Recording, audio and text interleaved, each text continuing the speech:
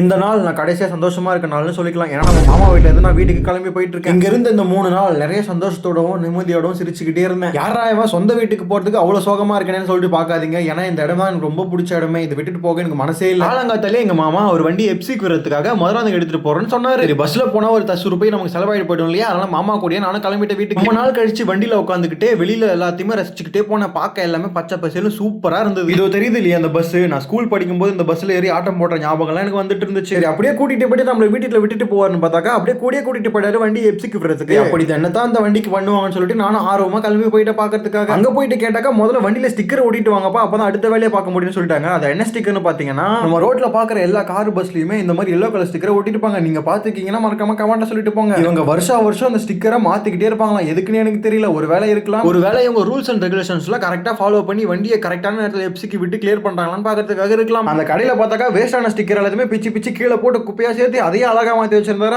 அப்படியே நம்ம வண்டியில பேக்ல கொஞ்சம் ஃப்ரண்ட்ல கொஞ்சம் ஸ்டிக்கரை ஒட்டிக்கிட்டே இருந்தாங்க. நமக்கு கொஞ்ச நேரத்துல வெயில மண்டகாய அமைச்சிருச்சு. எப்படா முடிப்பாங்க வீட்டுக்கு போலாம் தான் நானும் பார்த்துட்டு இருந்தேன். ஆனா அங்க சில ஆர்ட்ஸ் எல்லாம் பார்க்கவே சூப்பரா அழகா வச்சிருந்தாங்க. எல்லா ஸ்டிக்கருமே ஒட்டி முடிச்சிட்டாங்கன்னு பார்த்தாக்கா அட்ரஸ் திருப்பி ஸ்டிக்கர் அடிக்கணும்னு சொல்லிட்டு பிரிண்டர்ல போட்டு பிரிண்ட் அடிச்சிட்டு இருந்தாங்க. ஒரு வழியா ஸ்டிக்கரை முடிச்சதுமே நாங்களும் குடுன்னு வீட்டுக்கு கிளம்பிட்டோம். ஆனா வேலை இன்னும் முடியல, நாளைக்கு ஒண்ணு இருக்கு.